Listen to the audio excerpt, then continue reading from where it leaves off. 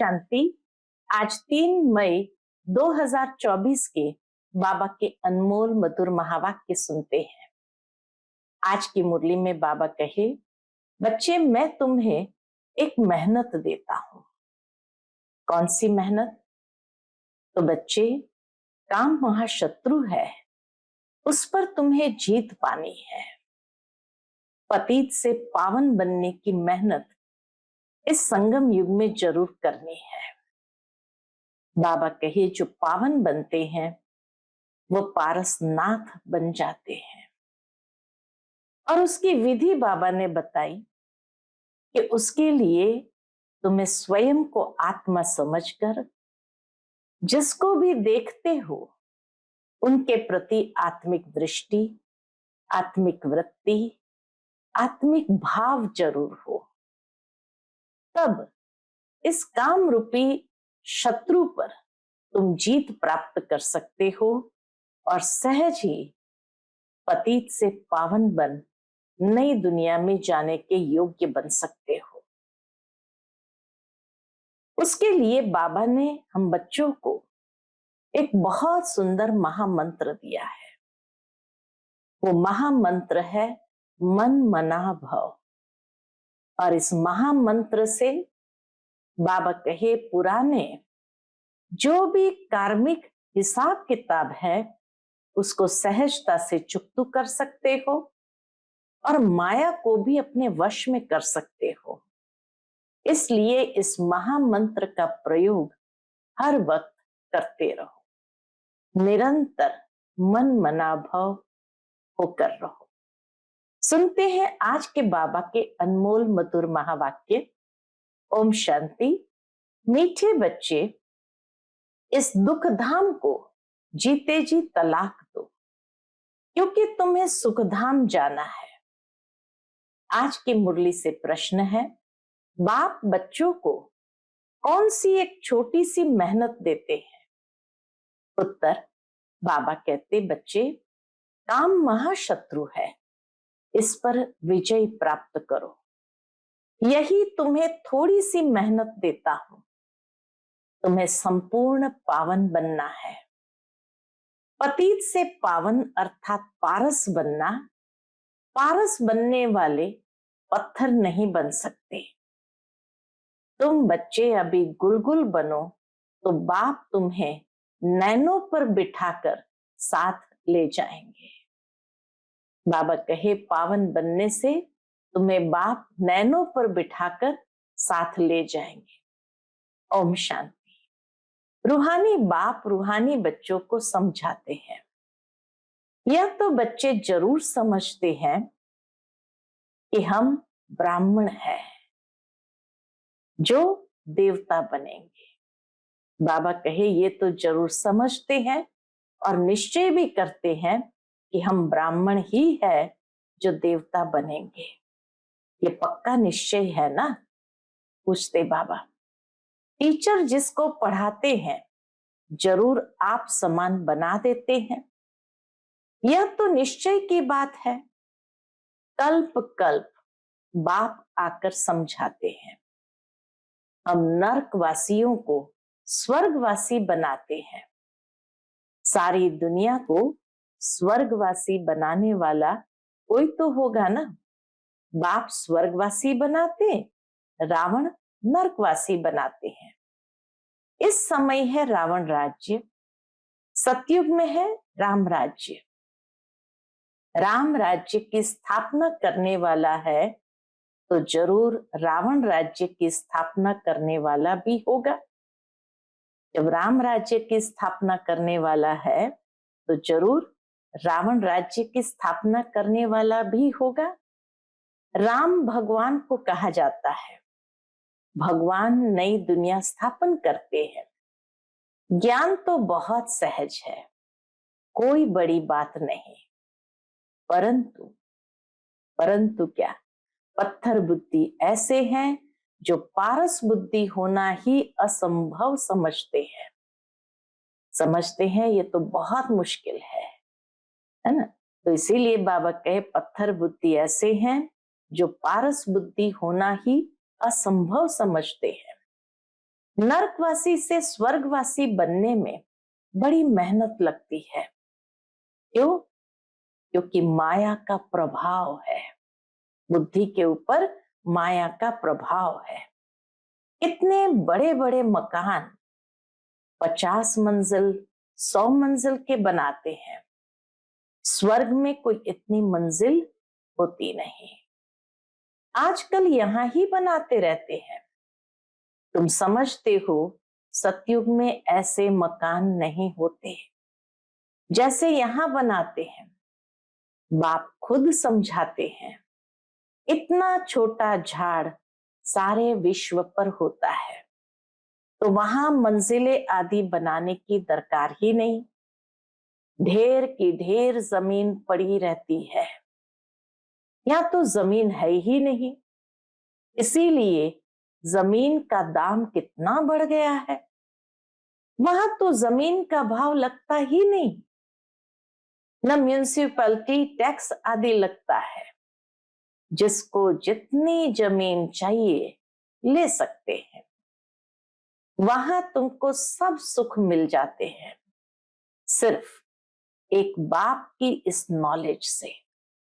सारे सुखों का आधार बाबा की इस स्पिरिचुअल नॉलेज से। मनुष्य 100 मंजिल आदि जो बनाते हैं, उसमें भी पैसे आदि तो लगते हैं ना, वहां पैसे आदि लगते ही नहीं। अथाह धन रहता है, पैसे का कदर नहीं। ढेर पैसे होंगे तो क्या करेंगे? सोने हीरे मोतियों के महल आदि बना देते हैं। अभी तुम बच्चों को इतनी समझ मिली है, समझ और बेसमझ की ही बात है। सतो बुद्धि और तमो बुद्धि। सतो प्रधान स्वर्ग के मालिक, तमो प्रधान बुद्धि नरक के मालिक। यह तो स्वर्ग नहीं है, यह है रौरो नरक। बहुत दुखी है मनुष्य, बहुत दुखी है, इसलिए पुकारते हैं भगवान को, फिर भूल जाते हैं। कितना माथा मारते कॉन्फ्रेंस आदि करते रहते हैं कि एकता हो जाए, परंतु तुम बच्चे समझते हो ये आपस में मिल नहीं सकते। इतनी भी कोशिश करे तो भी आपस में मिल नहीं सकते।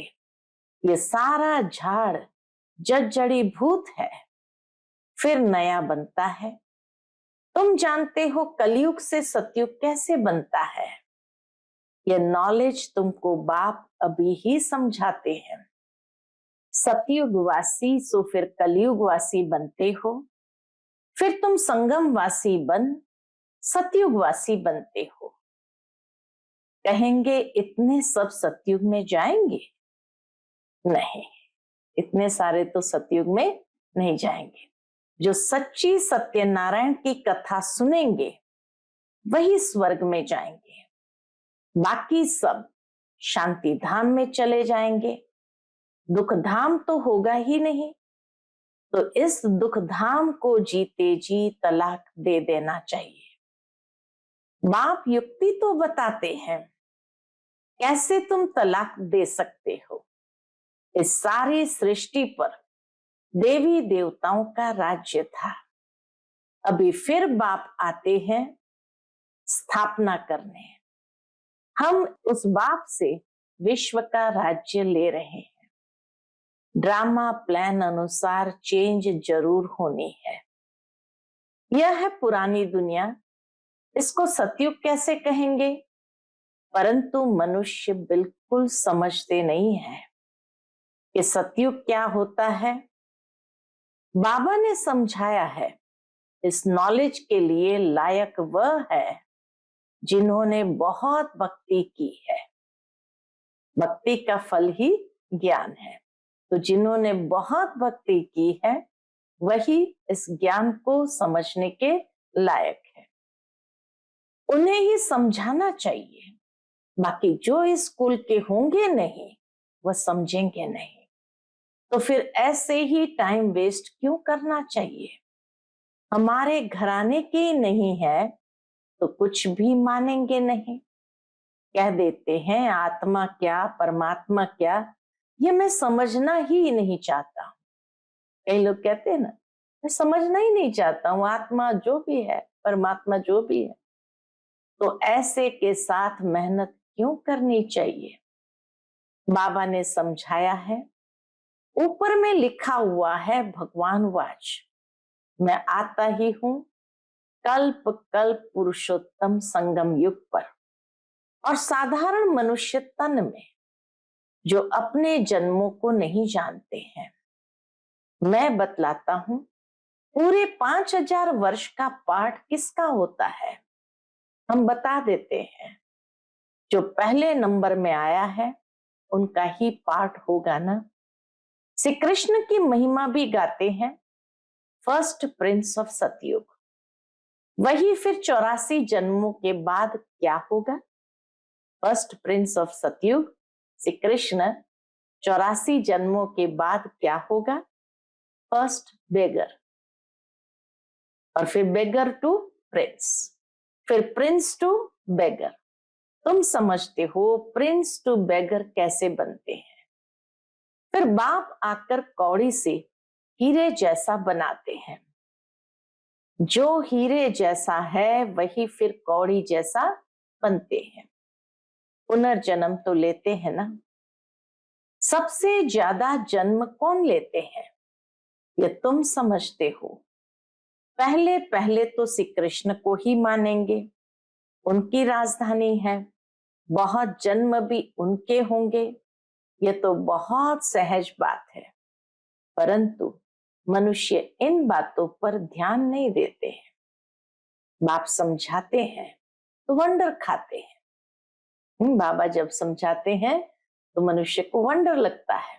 बाप एक्यूरेट बताते हैं, फर्स्ट सो लास्ट, फर्स्ट हीरे जैसा, लास्ट कौड़ी जैसा। फिर हीरे जैसा बनना है, पावन बनना है। इसमें तकलीफ क्या है? पारलौकिक बाप ऑर्डिनेंस निकालते हैं, काम महाशत्रु है। तुम पतित किससे बने हो? विकार में जाने से, इसीलिए बुलाते भी है पतित पावन आओ, क्योंकि बाप तो एवर पारस बुद्धि है, वह कभी पत्थर बुद्धि नहीं बनते हैं। कनेक्शन ही उनका और पहले नंबर जन्म लेने वाले का हुआ। देवताएं तो बहुत होते हैं परंतु मनुष्य कुछ भी समझते नहीं। क्रिश्चियन लोग कहते हैं क्राइस्ट से 3000 वर्ष पहले पैराडाइज था, वह फिर भी पिछाड़ी को आया है ना। तो उनकी ताकत है, उनसे ही सब सीखने जाते हैं, क्योंकि उन्हों की फ्रेश बुद्धि है, वृद्धि भी उन्हों की है। सतो रजो तमो में आते हैं ना। तुम जानते हो सब कुछ विलायत से ही सीखते हैं, यह भी तुम जानते हो। सतयुग में महल आदि बनने में कोई टाइम नहीं लगेगा। एक की बुद्धि में आया फिर वृद्धि होती जाती है, एक बनाकर फिर ढेर बनाते जाते हैं। बुद्धि में आ जाता है ना। साइंस वालों की बुद्धि तुम्हारे पास उच्च हो जाती है। वही साइंस वाले जब यहाँ आते हैं तो पवित्र बनने से उनकी बुद्धि और उच्च हो जाती है, झट महल बनाते रहेंगे। यहाँ मकान व मंदिर बनाने में 12 मास लग जाते हैं, वहां तो इंजीनियर आदि सब होशियार होते हैं। वह है ही गोल्डन एज। पत्थर आदि तो होंगे ही नहीं। अभी तुम बैठे हो, ख्याल करते होंगे हम ये पुराना शरीर छोड़ेंगे, फिर बाबा कहे हम ये पुराना शरीर छोड़ेंगे, फिर घर में जाएंगे, वहां से फिर सतयुग में योग बल से जन्म लेंगे। बच्चों को खुशी क्यों नहीं होती? चिंतन क्यों नहीं चलता? जो मोस्ट सर्विसेबल बच्चे हैं उन्हों का चिंतन जरूर चलता होगा। जैसे बैरिस्ट्री पास करते हैं तो बुद्धि में चलता है ना, हम यह करेंगे, यह करेंगे। तुम भी समझते हो हम ये शरीर छोड़ जाकर यह बनेंगे। याद से ही तुम्हारी आयु वृद्धि को पाएगी। अभी तो बेहद बाप के बच्चे हैं, यह ग्रेड बहुत ऊंची है। तुम ईश्वरीय परिवार के हो, उनका कोई और संबंध नहीं है। भाई बहन से भी ऊंच चढ़ा दिया है। भाई बहन के संबंध से भी बाबा ने हमें ऊंच चढ़ा दिया है। इस लेवल पर भाई भाई समझो, ये बहुत प्रैक्टिस करनी है। भाई का निवास कहाँ है? इस तख्त पर अकाल आत्मा रहती है। यह तख्त सभी आत्माओं के सड़ गए हैं, सबसे जास्ती तुम्हारा तख्त सड़ गया है। आत्मा इस तख्त पर विराजमान होती है। भ्रुकुटी के बीच में क्या है? ये बुद्धि से समझने की बातें हैं। आत्मा बिल्कुल सूक्ष्म है, स्टार मिसल है। बाप भी कहते हैं मैं भी बिंदी हूं, मैं फिर तुमसे बड़ा थोड़ी हूं। बाबा कोई साइज में बड़ा थोड़ी है। तुम जानते हो हम शिव बाबा की संतान है। अब बाप से वर्षा लेना है, इसलिए अपने को भाई भाई आत्मा समझो। बाप तुमको सन्मुख पढ़ा रहे हैं, आगे चल और ही कशिश होती जाएगी। ये विघ्न भी ड्रामा अनुसार पढ़ते रहते हैं। अभी बाप कहते हैं तुमको पतित नहीं होना है, ये ऑर्डिनेंस है। अब तो और ही तमो प्रधान बन पड़े हैं, विकार बिगर रह नहीं सकते। जैसे गवर्नमेंट कहती है शराब नहीं पियो, तो शराब बिगर रह नहीं सकते। फिर उनको ही शराब पिलाए, डायरेक्शन देते हैं फलानी जगह बॉम्ब सहित गिर जाओ। कितना नुकसान होता है। तुम यहां बैठे बैठे विश्व का मालिक बनते हो, फिर वह वहां बैठे बैठे बॉम्ब्स छोड़ते हैं। हम यहाँ बैठे बैठे विश्व के मालिक बनते हैं और फिर वह वहां बैठे बैठे बॉम्ब्स छोड़ते हैं, सारे विश्व के विनाश के लिए। कैसी चटा बेटी है। तुम यहाँ बैठे बैठे बाप को याद करते हो और विश्व के मालिक बन जाते हो। कैसे भी करके बाप को याद जरूर करना है। इसमें हठ योग करने व आसन आदि लगाने की भी बात नहीं है। बाबा कोई भी तकलीफ नहीं देते हैं। कैसे भी बैठो, सिर्फ तुम याद करो कि हम मोस्ट बिलवेड बच्चे हैं, मोस्ट बिलवेड प्यारे बच्चे हैं। तुमको बादशाही ऐसी मिलती है जैसे मक्खन से बाल। गाते भी है सेकंड में जीवन मुक्ति। कहां भी बैठो, घूमो फिरो, बाप को याद करो। पवित्र होने बिगड़ जाएंगे कैसे? नहीं तो सजाएं खानी पड़ेगी। जब धर्मराज के पास जाएंगे तब सबका हिसाब किताब चुकता होगा।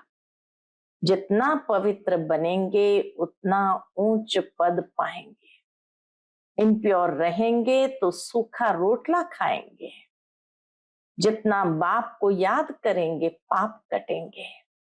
इसमें खर्चे आदि की कोई बात नहीं। बल घर में बैठे रहो, बाप से भी मंत्र ले लो। यह है माया को वश करने का मंत्र, मन मना भव। माया दुस्तर है, बड़ी जबरदस्त है, लेकिन उसको वश करने का मंत्र है मन मना भव। यह मंत्र मिला फिर भल घर जाओ। मुख से कुछ बोलो नहीं, अलफ और बे बादशाही को याद करो। तुम समझते हो बाप को याद करने से हम सतो प्रधान बन जाएंगे, पाप कट जाएंगे। बाबा अपना अनुभव भी सुनाते हैं, ब्रह्मा बाबा अपना अनुभव भी सुनाते हैं। क्या सुनाते हैं? भोजन पर बैठता हूं, अच्छा हम बाबा को याद कर खाते हैं, तो झट भूल जाता हूं, क्योंकि गाया जाता है जिनके मत्थे मामले। इतना ख्याल करना पड़ता है। फलाने की आत्मा बहुत सर्विस करती है, उनको याद करना है। सर्विसेबल बच्चों को बहुत प्यार करते हैं, तुमको भी कहते हैं इस शरीर में जो आत्मा विराजमान है उनको याद करो। यहां तुम आते ही हो शिव बाबा के पास, बाप वहां से नीचे आए हैं। तुम सबको कहते भी हो, क्या कहते हो? भगवान आया है, परंतु समझते नहीं। युक्ति से बताना पड़े, हद और बेहद के दो बाप है। अब बेहद का बाप राजाएं दे रहे हैं, पुरानी दुनिया का विनाश भी सामने खड़ा है। एक धर्म की स्थापना, अनेक धर्मों का विनाश होता है। बाप कहते हैं मां में कम याद करो तो तुम्हारे पाप भस्म हो जाएंगे। यह योग अग्नि है जिससे तुम तमो प्रधान से सतो प्रधान बन जाएंगे। यह तरीका बाप ने ही बताया है। तुम बच्चे जानते हो बाप सबको क्या बनाने आए हैं? गुलगुल बनाकर नैनों पर बिठाए ले जाते हैं। कौन से नैन? शिव बाबा को नैन तो है नहीं, तो कौन से नैन? ज्ञान के चक्षु। आत्माओं को ले जाते हैं। समझते हो जाना तो जरूर है, उनसे पहले क्यों ना बाप से वर्षा तो ले ले। कमाई भी बहुत भारी है, बाप को भूलने से फिर घाटा भी बहुत है। पक्के व्यापारी बनो। बाप को याद करने से ही आत्मा पवित्र बनेगी, फिर एक शरीर छोड़ दूसरा जाकर लेंगे। तो बाप कहते मीठे मीठे बच्चों, देही अभिमानी बनो। ये आदत पक्की डालनी पड़े। अपने को आत्म समझ बाप से पढ़ते रहो तो बेड़ा पार हो जाएगा। शिवालय में चले जाएंगे। चंद्रकांत वेदांत में भी ये कथा है। कौन सी? बोट यानी नाव कैसे चलती है, बीच में उतरते हैं, कोई चीज में दिल लग जाती है, स्टीमर चला जाता है। ये भक्ति मार्ग के शास्त्र फिर भी बनेंगे, तुम पढ़ेंगे, फिर जब बाबा आएंगे तो यह सब छोड़ देंगे। बाप आते हैं सबको ले जाने। भारत का उत्थान और पतन कैसे होता है इतना क्लियर है। यह सांवरा और गोरा बनता है। ब्रह्मा सो विष्णु, विष्णु सो ब्रह्मा। एक तो सिर्फ नहीं बनता है ना, ये सारी राजधानी है। श्री कृष्ण की भी समझानी है, गोरा और सांवरा। स्वर्ग में जाते हैं तो नरक को लात मारते हैं। पांडव भवन के एंट्रेंस में वो चित्र है, मॉडल है। श्री कृष्ण के हाथ में स्वर्ग का गोला और नरक के गोले को लात मारते हैं। ये चित्र में क्लियर है ना। राजाए के चित्र भी तुम्हारे बनाए थे। हरेक दादियों के, बाबा मम्मा के एक साधारण पोष में फोटो खींचा, फिर एक राजाई पोष में फोटो खींचा, तो बाबा कहे राजाई के चित्र भी तुम्हारे बनाए थे। अच्छा, मीठे मीठे सिकिलते बच्चों प्रति माता पिता बाप दादा का याद प्यार और गुड मॉर्निंग। रूहानी बाप की रूहानी बच्चों को नमस्ते। हम सभी रूहानी बच्चों की रूहानी माता पिता बाप दादा को याद प्यार, गुड मॉर्निंग और नमस्ते। नमस्ते, शुक्रिया बाबा, शुक्रिया। आज की मुरली से धारणा के लिए मुख्य सार है। पहली पॉइंट, बाप के ऑर्डिनेंस को पालन करने के लिए हम आत्मा भाई भाई है। भ्रुकुटी के बीच है हमारा निवास। हम बेहद बाप के बच्चे हैं। हमारा ये ईश्वरीय परिवार है। इस स्मृति में रहना है। देही अभिमानी बनने की आदत डालनी है। दूसरा पॉइंट है, धर्मराज की सजाओं से छूटने के लिए अपने सब हिसाब किताब चुकतू करने हैं। माया को वश करने का जो मंत्र मिला है उनको याद रखते सतो प्रधान बनना है। आज का बाप दादा का मधुर वरदान हम बच्चों के प्रति है, बिंदु रूप में स्थित रहे, औरों को भी ड्रामा के बिंदी की स्मृति दिलाने वाले विघ्न विनाशक भव। बिंदी रूप में स्थित रहे, औरों को भी ड्रामा के बिंदी की स्मृति दिलाने वाले विघ्न विनाशक भव। विघ्न विनाशक भव। जो बच्चे किसी भी बात में क्वेश्चन मार्क नहीं करते, सदा बिंदी रूप में स्थित रहे, हर कार्य में औरों को भी ड्रामा की बिंदी स्मृति में दिलाते हैं, उन्हें ही विघ्न विनाशक कहा जाता है। वह औरों को भी समर्थ बनाकर सफलता की मंजिल के समीप ले जाते हैं। वह हद की सफलता की प्राप्ति को देख खुश नहीं होते हैं, लेकिन बेहद के सफलता मूर्त होते हैं। सदा एक रस, एक श्रेष्ठ स्थिति में स्थित रहते हैं। वह अपनी सफलता की स्वस्थिति से असफलता को भी परिवर्तन कर देते हैं। आज का स्लोगन है, दुआएं लो दुआएं दो तो बहुत जल्दी माया जीत बन जाएंगे।